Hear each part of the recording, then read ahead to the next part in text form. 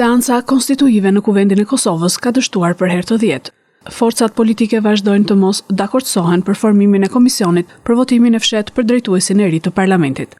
Partia Demokratike e Kosovës, Lidhja Demokratike e Kosovës, Aleanca për Ardhmërinë e Kosovës dhe Lista Serbe refuzuan që të propozojnë përfaqësuesit e tyre për mbarvajtjen e votimit të fshehtë. Deputetja e vetëvendosjes Donika Gërvalla akuzoi partitë e tjera për bllokim të procesit, kurse kryetari i PDK-s Memli Krasniqi tha se është jo kushtetuese mënyra se si vetëvendosja po tenton që të zgjedhë kryeparlamentarin e ri. Është një varg definicioni që është i famshëm, që ja atribojnë Einsteinit, po që s'është e sigurt nëse ka thënë ai.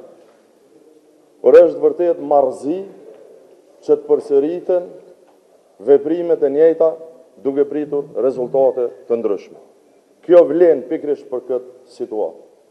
Sa herë që ta përsërisin propozimin e Albulena Haxhiut, nuk do të kaloj. Deputetja e LDK-s Hikmete Bajrami përsëriti qëndrimin se procesi është jo kushtetues. Prej datës 15 prill deri me sot jemi takuar çdo 48 orë. Tash lëvizja vetëvendosje ka ndryshuar strategjinë, në vend që të vendos aty emrin e Albulena Haxhiut, ka bën një taktik dhe po kërkon vot për një komision për votim të fshehur.